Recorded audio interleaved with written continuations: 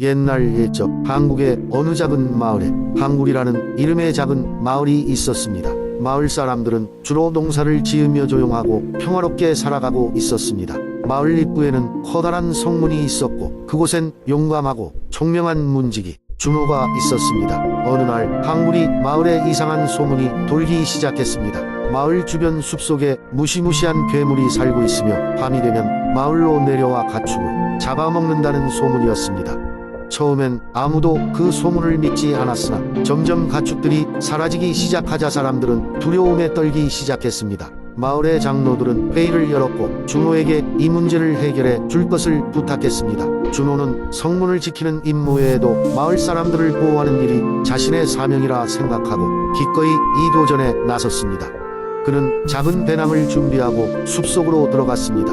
숲은 어두웠고 짙은 나무들이 그의 시야를 가로막았습니다. 그는 나무와 나무 사이를 조심스럽게 걸어 다녔습니다. 어딘가에서 바스락거리는 소리가 들리면 가슴이 두근거렸지만 준호는 물러서지 않았습니다. 그는 최대한 조용히 길을 찾아다니며 어떤 흔적이라도 찾으려고 노력했습니다. 그러다 문득 나무 사이에서 반짝이는 작은 빛을 발견했습니다. 가까이 다가가 보니 그것은 거대한 늑대 같은 괴물의 눈이었습니다. 준호는 놀라움에 한 발짝 물러섰지만 이내 침착함을 되찾고 괴물과 대면했습니다. 괴물은 준호를 노려보며 사악한 웃음을 지었습니다. 마을의 평화를 위협하는 괴물을 두고 볼 수 없었던 준호는 그 자리에서 괴물을 물리치기 위한 계획을 세웠습니다. 그는 주변에 있는 자연을 활용해 함정을 설치하기 시작했습니다.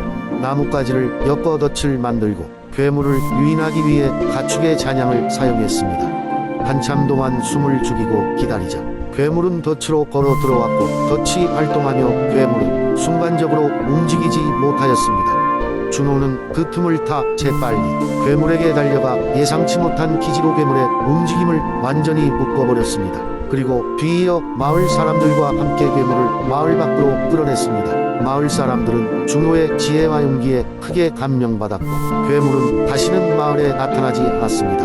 이후 방구리 마을은 다시 평화를 되찾았고 준호는 마을을 수호한 영웅으로서 모두에게 존경받는 인물이 되었습니다.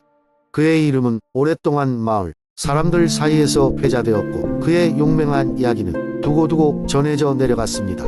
준호의 이야기는 마을 사람들에게도 그리고 이후 찾아온 모든 여행객들에게도 용기 있는 자가 어떻게 세상을 바꿀 수 있는지를 깨닫게 해주었습니다. 두 번째 이야기. 옛날 옛적 깊은 산속 작은 마을에 한 오누이가 살고 있었습니다. 오누이의 부모님은 열심히 일하셔서 가족을 부양했지만 오누이는 항상 부모님이 돌아오기를 기다리며 외로움을 견뎌야 했습니다. 어느 날 오누이의 부모님은 장터에 나가기 전에 아이들에게 당부했습니다. 얘들아, 밖에 나가 놀지 말고 집안에 꼭 있어야 해. 오늘은 늦게 돌아올 테니 조심해야 한다. 부모님의 말은 항상 따르기 쉬운 것이 아니었지만 오누이는 부모 말씀대로 집안에 머물렀습니다. 어느 날 이후 나이가 많으신 할머니가 오누이의 집을 찾아왔습니다. 할머니는 처음 보는 얼굴이었지만 오누이는 어른을 존경하는 마음으로 할머니를 맞이했습니다. 할머니는 달콤한 말을 건넸습니다. 얘들아, 너희 엄마가 만든 맛있는 호떡을 가지고 왔단다. 배가 고프니 같이 먹자꾸나. 오누이는 경계식 없이 할머니를 집 안으로 들어오게 하고 음식을 나눠 먹었습니다. 그러나 오누이는 금방 뭔가 이상한 점을 느꼈습니다. 할머니의 손은 너무 차갑고 목소리는 점점 낮고 거칠어졌습니다. 사실 할머니는 호랑이로 변장한 무서운 괴물이었습니다. 오누이는 무섭고도 당황했지만 친절하게 웃으며 거짓말을 했습니다. 할머니, 잠시만 기다리세요. 저희가 내려가서 우물에서 물을 길어올 테니 그동안 맛있는 떡을 더 드릴게요. 호랑이는 오누이의 말을 믿고 기다리기로 했고 오누이는 재빨리 동생과 함께 우물로 달려갔습니다. 동생아, 우리가 살 길은 우리 둘만의 힘으로 만들어야 해. 하지만 이제 어쩌지? 오빠는 동생에게 속삭였고 동생은 갑자기 기도하기 시작했습니다. 하늘이여, 저희를 도와주세요. 이 무서운 호랑이에게서 저희를 구해주세요. 동생의 기도가 끝나자 하늘에서 긴 밧줄이 내려왔습니다. 오누이는 밧줄을 잡고 하늘로 올라가기 시작했습니다. 호랑이는 아이들이 사라지는 것을 보고 뒤늦게 쫓아왔습니다. 그런데 하늘에서 또 다른 밧줄이 호랑이 앞에 내려왔습니다. 호랑이도 밧줄을 꼼꼼히 담아 하늘로 올라갔지만 호랑이의 밧줄은 반쯤 올라갔을 때 갑자기 끊어졌습니다. 아이들은 무사히 하늘에 도착했고 하늘에서는 아이들에게 큰 선물을 주었습니다.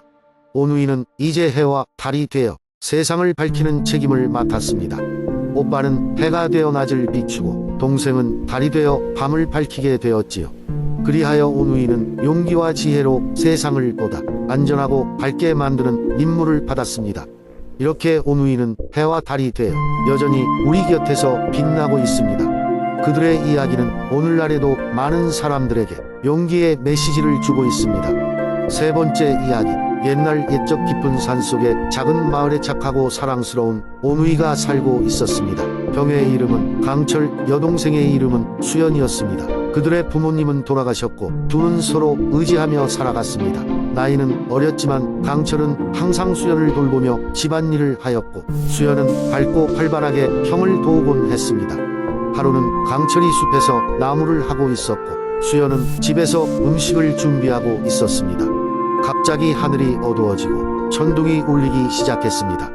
수연은 형이 걱정되어 밖으로 뛰어나갔고 그와 동시에 형도 집을 향해 달려오고 있었습니다. 둘은 마을 입구에서 마주쳤고 급히 집으로 돌아갔습니다. 하지만 그들을 기다리고 있었던 것은 어머니로 변신한 호랑이였습니다. 호랑이는 이미 냄새로 그들의 인간 냄새를 맡고 식사로 삼으려던 참이었습니다. 강철은 위험을 직감하고 재빨리 수연에게 손짓을 했습니다. 수연아, 도망가. 강철의 외침에 수연은 휘청거렸지만 이내 정신을 차리고 형의 손을 잡고 숲속으로 도망쳤습니다. 호랑이는 즉시 그들의 뒤를 쫓아갔습니다. 오누이는 거칠고 험한 숲길을 달렸습니다. 하지만 호랑이는 빠르게 뒤쫓아오고 있었습니다. 강철은 계속해서 수연의 손을 잡고 포기하지 않았습니다. 다리를 돌며 끝내 숲의 가장 깊은 곳에 도달했습니다. 그곳에는 커다란 나무 한 그루가 있었고 강철은 그 나무에 기도를 드렸습니다. 이 나무여, 우리를 도와주세요. 강철의 간절한 목소리에 하늘에서 빛이 스며들기 시작했습니다. 그 순간 하늘에서 불이 내려왔습니다. 오누이는 하늘에서 내려온 줄을 붙잡고 하늘로 올라갔습니다. 호랑이는 그 모습을 보며 안타까워했고 지푸라기 잡는 심정으로 줄을 잡으려 했지만 줄은 이미 끊어져 버렸습니다.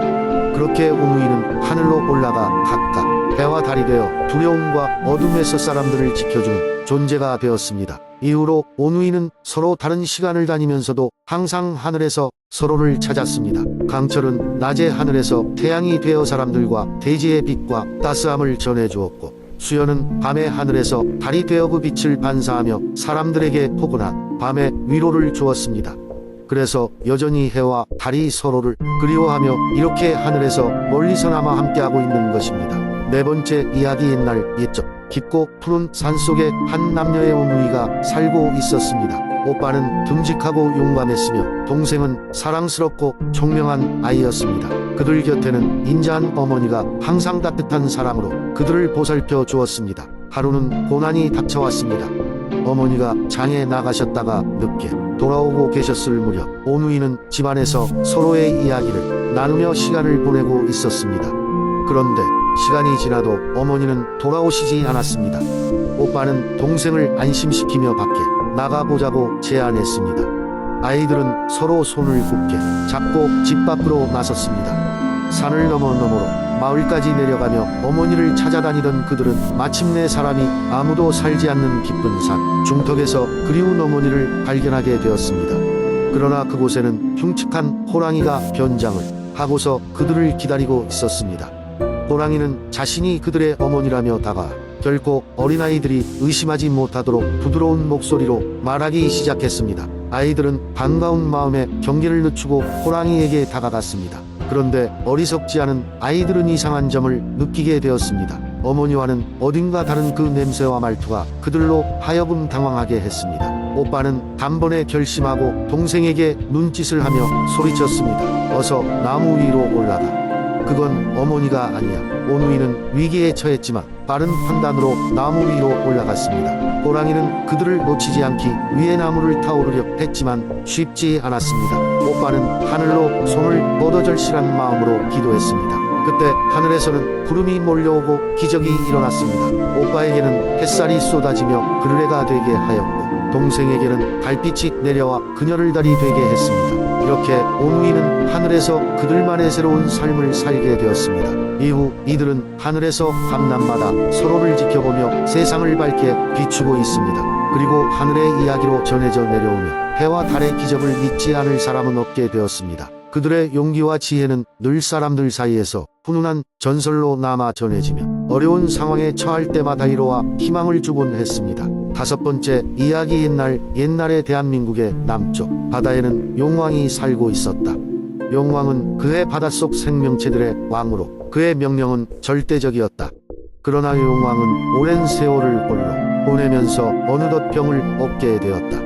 여러 약을 써보았으나 병세는 나아지지 않았고 결국 그는 자신의 병을 치료할 수 있는 약초가 세상에 존재한다고 들었다. 그 약초는 바로 토끼의 간이었다. 토끼의 간은 오직 무태 동물들 중 하나인 토끼만이 가지고 있는 귀한 약초였다. 하지만 바닷속 세계에서는 토끼를 본 적이 없었고 어려운 임무가 되어버린 것이다. 그리하여 용왕은 자신의 충직한 신하 중 하나인 별주부 즉 자라를 불러들였다. 별주부여, 나의 병을 치료할 수 있는 약초가 육지에 있는 토끼의 간이라 한다. 내가 가서 그 토끼를 잡아 오너라. 별주부는 병든 용왕의 모습을 보며 마음이 아팠고 임무를 맡겠다며 목숨을 걸고 육지로 떠났다. 바다를 떠나 육지로 향한 별주부는 처음으로 육지를 밟았고 사람과는 다른 동물들이 많이 있는 것을 보고 놀랐다. 그는 토끼를 찾아 헤맸다. 몇 날 며칠을 헤매던 중 숲 속에서 한 토끼를 발견하게 되었다. 토끼는 매우 호기심이 많고 경계심도 없는 편이어서 별주부의 접근에 전혀 놀라지 않았다. 안녕, 나는 바다에서 왔어. 너와 이야기를 나누고 싶어. 바다의 세상이 어떤지 궁금하지 않니? 별주부는 토끼에게 다가가 자연스럽게 말을 걸었다. 별주부의 이야기에 토끼는 매우 흥미를 느꼈고 서로 친구가 되었다. 별주부는 자신의 의도를 숨기고 바다로 놀러가자고 제안했다. 바다의 아름다움에 대한 이야기를 듣고 토끼는 기꺼이 따라 나섰다. 별주부의 등에 올라타 바다로 가는 동안 토끼는 바다의 경관에 감탄하며 작은 폭포와 신기한 물고기들을 보며 즐거워했다. 그러나 바다로 온 이후 토끼는 용궁에 도착하자 별주부의 원래 임무를 알게 되었다. 토끼의 간을 요구하는 용왕의 말을 듣고 한순간 당황했지만 영리한 토끼는 초기의 충격을 이겨내고 재빨리 대답했다. 아, 제간 말입니까?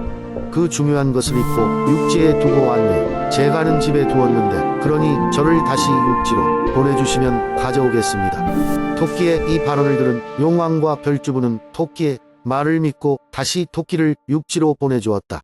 다시 육지로 돌아온 토끼는 재빨리 숲속으로 숨어버렸다. 별주부는 뒤돌아보니 이미 토끼는 사라져버렸고 그제야 자신이 속았음을 깨달았다. 별주부는 실망하고 슬픔에 잠겼지만 더 큰 교훈을 얻었다. 육지의 생명체들은 매우 영리하다며 용왕에게 돌아가 용왕의 명령을 성공적으로 수행하지 못한 것을 사과했다. 용왕은 처음에는 실망했으나 오래지 않아 다른 방법을 찾아보겠다는 결심을 하게 되었다. 별주부는 용왕의 곁을 지키며 다시 열심히 바다 생명체들의 안녕을 위해 일하며 살았다는 것이 이 이야기의 결론이다.